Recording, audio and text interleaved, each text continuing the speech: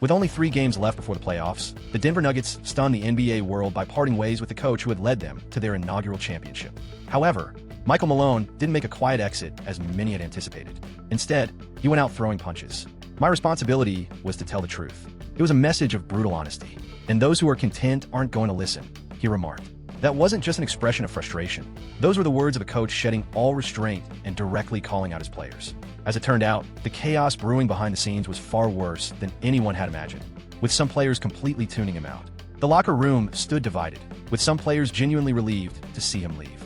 So, what truly transpired in Denver? Let's unravel the entire story. The dramatic fallout. On April 8, 2025, the Denver Nuggets sent shockwaves through the basketball world by parting ways with head coach Michael Malone and revealing they would not be renewing GM Calvin Booth's contract. The timing was remarkable, mere days ahead of the playoffs, while the team held the 4th spot in the Western Conference standings. This wasn't just another routine, mid-season coaching shift. In fact, it marked the latest NBA coaching dismissal in 45 years. The unexpected decision and its timing drew significant criticism, including sharp remarks from NBA legend Shaquille O'Neal, who didn't hold back in condemning the way the organization handled Malone's exit. "I would have preferred it to be handled with a bit more professionalism." Denver's most successful coach, who led the team to a championship victory, has kept them in contention for securing another title. Regardless of the current situation, securing some sort of home court advantage is crucial, and as of now, they've managed to maintain that. Shock stood by Malone's coaching record while also recognizing the difficulties the team has faced. For those of you out there who believe a flawless season is necessary to win a championship, let me set the record straight. That's simply not true. I can personally vouch for this. My first championship was a smooth ride. The second one, however, was far from easy. My third experience was tough. The 4th time around, we ended up losing to Detroit. Later, I managed to secure another win in Miami, though that process wasn't easy. Everything he mentioned earlier turned out to be accurate. Credit to him for ensuring these players were held to a standard. Nowadays, not many of them are held accountable anymore. However, what appeared to be a sudden decision was actually the result of months of escalating tension beneath the surface. As reported by Yardbarker, a major factor in player dissatisfaction stemmed from Malone's approach to managing key players, Nikola Jokic and Jamal Murray. Many players had grown frustrated with Malone's tendency to give his stars special treatment, particularly during defensive film reviews. Although role players were often subjected to harsh criticism for their errors, Jokic and Murray allegedly received much less reproach, which reportedly cultivated an unhealthy double standard that undermined team unity. This imbalance in accountability supposedly led to divisions within the locker room, creating a challenging environment to manage. According to a source who spoke with Hoops Wire, this disparity in how mistakes were addressed bred frustration among the bench players, leaving them feeling like they were being held to stricter expectations than the team's star players. Over time, this is said to have caused a serious breakdown in both trust and communication throughout the team.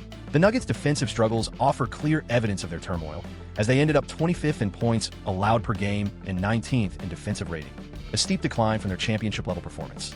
This defensive regression not only disappointed fans, but also sparked noticeable friction visible during games. Surprisingly, even Jokic himself reportedly became disillusioned with the team's lack of defensive effort.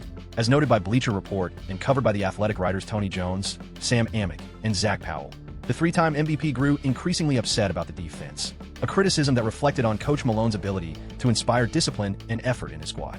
What makes this scenario even more surprising is that it unfolded mere months after Malone had publicly praised Jokic, lavishing him with accolades and stating, "As I always say, we're incredibly lucky to have him in Nuggets jersey. We get to witness greatness every single night." The outward admiration starkly contrasted with the rumored internal conflicts, creating an illusion of unity that eventually collapsed beneath the pressure of continued defeats. Fans' reactions to the coach's dismissal have been passionate and polarized. On the Aaron Bospers subreddit, debates quickly flared over whether Malone might suit other teams, with one commenter opposing the idea of him joining the Spurs by criticizing his coaching abilities, particularly referencing the Nuggets' lackluster performance when Jokic wasn't on the court. Conversely, others came to his defense, arguing he's a genuinely skilled coach. This divide among the fan base reflects the alleged discord within the Nuggets' own locker room. Over on X, previously known as Twitter, one frustrated user accused the team's ownership of being impatient, stating, "This is the kind of short-sightedness from ownership that ruins teams. They're so eager for results they hurt themselves instead of fostering growth." Meanwhile, others injected humor into the situation, with one fan jokingly holding Russell Westbrook responsible for Malone's firing, quipping, "Nuggets fired Michael Malone Westbrook. Nah, man, you got him fired." Malone's departure also places him in the unexpected company of championship coaches who were let go shortly after achieving the sport's highest honor. Molly Kara mentioned on First Take that in NBA history, it's rare to see a coach dismissed mid-season after achieving 40 or more wins. What's more striking is that the last 6 head coaches to secure an NBA championship are no longer with the teams they led to glory. This list now includes Mike Malone, placing him among names like Frank Vogel of the Lakers, Mike Budenholzer of the Bucks, and Nick Nurse of the Raptors, all of whom were let go despite their title-winning resumes. This trend highlights how, in today's NBA, even the pinnacle of success offers little in terms of long-term job security. Following Malone's dismissal, Nikola Jokic made an intriguing comment during his first media appearance, hinting that the coaching decision might serve as the shake-up the organization needed. His remarks implied that Jokic saw the firing as a necessary move for the team's progress, rather than an unwarranted criticism of Malone's leadership. Further signs of a strained coach-player relationship emerged when Jokic was asked about the atmosphere in the aftermath of the firing. He openly stated that the team's vibe had definitely shifted and added that when change is needed, such decisions are simply how it's done. This suggests Jokic viewed the departure as a practical solution to ongoing challenges rather than regrettable collateral damage. Tensions, however, extended beyond Jokic. The Denver Post reported that several core players had grown disillusioned with Malone's approach during a difficult stretch in which the team dropped 13 of its final 23 games. The locker room atmosphere was reportedly disjointed, with players' frustrations becoming more and more apparent. The issues at hand extended beyond mere conflicts between players and their coach. They highlighted a deeper level of organizational turmoil that ultimately made Michael Malone's job unsustainable. This wasn't an isolated event. Michael Malone's high-profile dismissal was emblematic of broader dysfunction within the organization. Central to this chaos was what The Athletic termed as a Cold War between Malone and general manager Calvin Booth.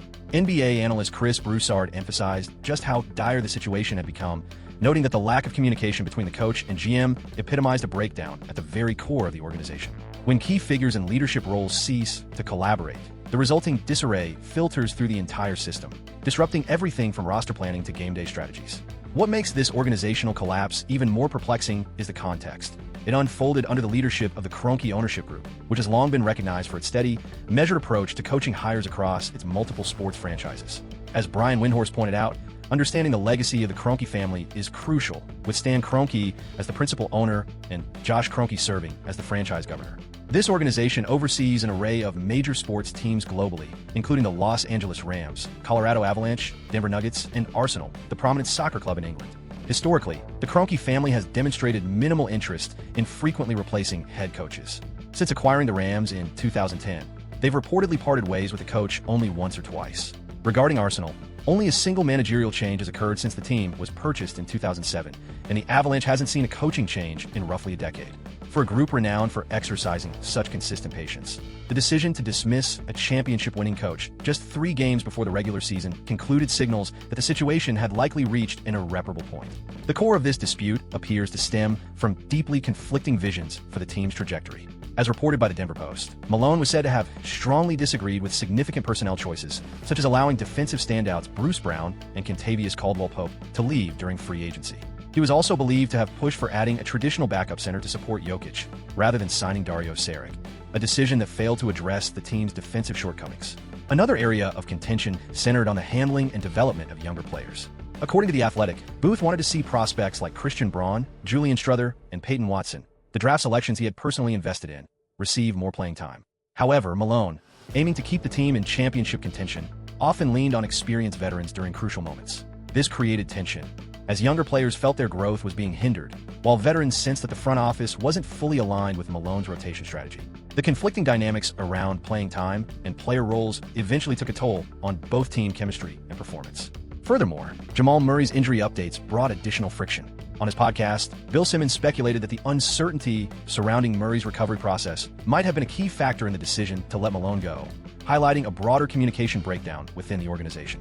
The dismissal of Michael Malone comes as a surprise not only because of its timing, but also because it highlights a recurring theme in the NBA. Past success and strong records don't always secure a coach's position. Let go just 3 games before the conclusion of the regular season, with the Nuggets still striving for a top 6 seed in the Western Conference. Malone's firing mirrors other notable coaching departures in the league's recent history. Consider the case of Taylor Jenkins, who was released by the Memphis Grizzlies on March 28, 2025, only days before Malone's termination. At that point, the Grizzlies had a solid 44-29 record and held 5th place in the Western Conference standings. However, despite their favorable position, the organization decided to make a change during a rough 4-game skid, citing the need for fresh leadership. The similarities are striking: a respected coach, a playoff contending team, and management opting for upheaval over stability. Another example is David Blatt's firing by the Cleveland Cavaliers in 2016 when he was dismissed mid-season despite holding a 30-11 record, the best in the East at the time. Although the Cavaliers appeared successful statistically, reports indicated that David Blatt struggled to gain full support from his team, especially LeBron James. His dismissal wasn't dictated by their record, but rather by the dynamics within the locker room, echoing current rumors about Michael Malone's connection with certain Nuggets players. Similarly, Adrian Griffin's departure from the Milwaukee Bucks in January 2024 follows a familiar pattern. Despite the team's solid 30-13 record, questions surrounding their defensive identity and whispers of dissatisfaction, particularly from stars like Giannis Antetokounmpo, ultimately led to Griffin's removal. This highlights how internal chemistry and meeting player expectations can outweigh a strong record. These examples point to a shifting trend in the NBA, where winning isn't always enough to secure a coach's job. Coaches are now judged just as much by their relationships with players in alignment with organizational goals as by their standings. In commenting on this evolving reality, Mad Dog Russo provided a stark take. Coaching in today's NBA is incredibly challenging because it's the star players who essentially call the shots. He referenced Kenny Atkinson losing his position with the Nets and questioned Taylor Jenkins' situation in Memphis, implying even capable coaches are under scrutiny. That team has maintained a solid performance over an extended period, showing consistency and never falling short of expectations. Yet, he ends up getting let go. Coaching Moran comes with its challenges. He's often caught up in various issues, misses games, and even faces suspensions. That's no easy task. Now add this situation to the mix. Ham, for instance, reached the conference finals a few years back, only to be swept by Denver. Fast forward, he makes another conference finals appearance, battles Denver in a close series, and still loses, and then gets dismissed. This scenario underscores the core power dynamics that define today's NBA. Stars now wield a level of influence that can determine a coach's fate, regardless of their strategic expertise or prior achievements. Notably, CBS Sports highlighted that remarks from Malone himself painted a portrait of internal discord within the team in the weeks leading up to his dismissal. During several press conferences, he openly criticized the players' dedication, effort, and professionalism, comments that rarely succeed in motivating players who may already be disregarding a coach's messaging. Candace Parker shared her perspective on how the role of a coach has fundamentally shifted. "I think the era of a Jerry Sloan, a Greg Popovich, or a similar figure is fading," she explained. To be honest, with increasing player empowerment and the significant financial investments going to players, their influence has only grown. She added that Minnesota's loss seemed to break the team's spirit, describing an overtime game from just a week ago as a clear turning point. "I believe that overtime match really stands out. It was a situation marked by extremes." Her insight regarding player empowerment underscores the shifting dynamics within NBA franchises, with player salaries reaching unprecedented levels and social media intensifying their influence. The traditional coach-player power dynamic has undergone a significant transformation. Josh Kroenke's comment about victories sometimes concealing deeper issues is particularly telling. It implies that the team was aware their solid 47-32 record masked underlying challenges they could no longer afford to overlook, even if it meant jeopardizing their postseason momentum. The simultaneous firing of Malone and Booth further emphasizes the extent of organizational turmoil. By not taking a side in this internal power struggle, ownership effectively signaled that the leadership framework was fundamentally flawed, a striking admission for a team that had secured a championship less than 2 years prior. But what does this upheaval mean for the roster, especially Nikola Jokic, their star player? With Michael Malone's sudden departure bringing systemic issues to light, attention has now shifted to the players navigating this instability, particularly the three-time MVP Jokic. How are they handling this significant upheaval? And what does it reveal about their connection with their former coach? When questioned about his feelings regarding Malone's dismissal, Jokic's response stood out for its calm and composed nature. His recognition of the decade they spent working together, combined with his pragmatic, "it's part of the business" outlook, reflects a mix of emotions. Respect for their shared journey, but also an understanding of the need for change. While Jokic expressed compassion for Malone and his family, there was no suggestion that he viewed the decision as unwarranted or took issue with it. What adds an intriguing layer to this scenario is Jokic's revelation that he was informed about Malone's departure in advance. Although Jokic emphasized that it was communicated as a final decision rather than a request for his input, the very fact that team governor Josh Kroenke chose to share and justify the decision beforehand highlights Jokic's critical role in the organization's direction. Furthermore, Jokic's remarks about listening and accepting suggest that he found the explanation logical, consistent with someone who may have been disappointed by the outcome but not at odds with the reasoning. According to Bleacher Report, Jokic appeared to grasp the organization's perspective. His frustration with the team's dramatic defensive decline, especially compared to their championship standards, likely played a part in this understanding.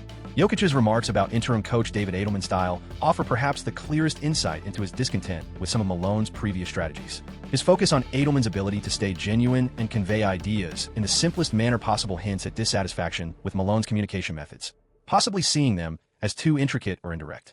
By repeatedly highlighting that Edelman's style might be the better fit, he seems to suggest that a shift in coaching philosophy could positively impact the team. For other players on the roster, especially those who reportedly struggled with Malone's perceived double standards regarding accountability, the transition likely feels like an opportunity for a fresh start. As reported by Yarbarker, several players have become frustrated with what they saw as Malone favoring star players during film reviews. Edelman's leadership approach may foster a fairer team culture, where everyone feels equally respected and responsible. ESPN's Monica McNutt provided her insight into why the Nuggets might have opted for this change, despite its seemingly controversial timing. She pointed out that this season featured a recurring theme of puzzling losses, after which Michael Malone frequently emphasized the need to elevate the team's effort and competitiveness. While it's clear that every team can have off nights, she noted that these comments about effort surfaced often enough for a squad built around an MVP-level player and a championship-caliber core.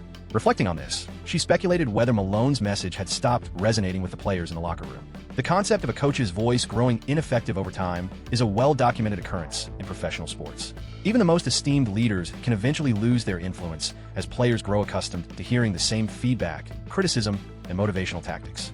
For Yolkak and his teammates, who had spent nearly 10 years working under Malone, this sense of stagnation may have taken hold despite their previous achievements. The viewpoints of other NBA coaches offer an intriguing layer to this narrative. As reported by Newsweek, several high-profile coaches expressed both surprise at Malone's firing and an understanding of the tough realities of their profession. Their reactions indicate that while the decision seemed abrupt, it also aligned with the increasingly fragile nature of coaching roles in the NBA. Wendy Windhorst highlighted a notable trend in how demanding owners tend to deal with executives versus coaches. I agree with Mad Dog's assertion that there's a distinction between a player outright requesting a coach's dismissal and an influential star refraining from preventing it. I believe the latter was the case here, and on this point, I think Mad Dog hit the mark. That's my perspective. Another point worth mentioning is that the Kroenkes have a track record of allowing prominent executives to leave the organization. Over the years, they've parted ways with high-profile figures such as Tim Connolly, Masai Ujiri, and even going further back, Kiki Vanaway and Mark Workinian. This isn't a new pattern for the ownership. Additionally, it's no secret that Calvin Booth and Michael Malone have clashed over player rotations, specifically the balance between favoring younger players versus more experienced ones. Malone has had similar disagreements with executives for years regarding this matter. The team's history of letting top executives move on, paired with their general tendency to stick by coaches, adds valuable context. It indicates that the tensions between Malone and Booth might have escalated to a point where ownership felt compelled to address both roles at once, deviating from their usual reluctance to make coaching changes. As the team looks ahead to the playoffs and beyond, multiple possibilities arise for what a post-Malone Nuggets era could entail, including a rejuvenation scenario. Freed from Malone's strict framework and favoritism-based system, the team finds itself invigorated and motivated, fueling a surprising playoff push that vindicates the contentious timing of the coaching switch. Second, the adjustment scenario. The sudden leadership change leaves players scrambling to adjust, resulting in an early playoff elimination, but laying the groundwork for a more unified strategy in the following season under a permanent head coach. Third, the leverage scenario. Jokic seizes this organizational shakeup as an opportunity to assert greater control over the team's future direction, possibly using his looming contract extension as leverage to push the front office toward building a more well-rounded roster with stronger defensive capabilities. Fourth, the departure scenario. Should the coaching change fail to resolve the deeper structural problems within the organization, several players, potentially including Jokic, might seek opportunities elsewhere, initiating a more thorough team rebuild. Responding to questions about adapting to leadership turnover so close to the playoffs, Jokic underscored the immediate necessity to adapt. His straightforward reply, prioritizing the collective adjustment over personal emotions, showcased his professionalism. Despite the emotional toll of losing the only NBA coach he'd ever played under, Jokic remained wholly focused on the team's competitive priorities. As Nick Wright highlighted, the implications for Jokic extend far beyond just this season. This historical context emphasizes the mounting pressure on him to capitalize on his championship opportunities. Having already collected 3 MVP titles, his ultimate legacy will inevitably hinge on achieving championship success. Should the coaching change address the team's ongoing struggles with defense and chemistry, it might prove more beneficial for Jokic's long-term goals than sticking with an approach that's clearly faltering. There are notable comparisons to other superstar scenarios here. LeBron James made the decision to leave Cleveland twice when the organization failed to provide a sufficiently competitive roster. Kevin Durant opted to depart from Oklahoma City after a series of near victories. More recently, Giannis Antetokounmpo has shown hints of dissatisfaction with Milwaukee's attempts to construct a team around him. These examples highlight that even the most devoted superstars have a breaking point when it comes to chasing championships. LeBron's precedent of advocating for his own destiny as a superstar serves as a relevant framework for the situation Jokic now faces. While Jokic's demeanor contrasts starkly with LeBron's, the underlying concept remains unchanged. Top-tier athletes are occasionally compelled to take charge of their futures to enhance their chances of securing championships. When asked to describe what happens when the beast is awakened following the coaching shakeup, Jokic's response was intriguingly vague, yet thought-provoking. His enigmatic comment implies that even he acknowledges the possibility of an energized team stepping up in the aftermath of Malone's dismissal, a narrative far removed from claims that Jokic was crushed by the coaching transition. While some supporters and journalists have framed Malone's removal as a stunning betrayal of a title-winning coach, growing evidence of player unrest, concerns over special treatment, and waning defensive performance paints it as a potentially necessary decision to address a declining situation. Thanks for tuning in. If you like this video, feel free to click on one of the on-screen options to explore more content.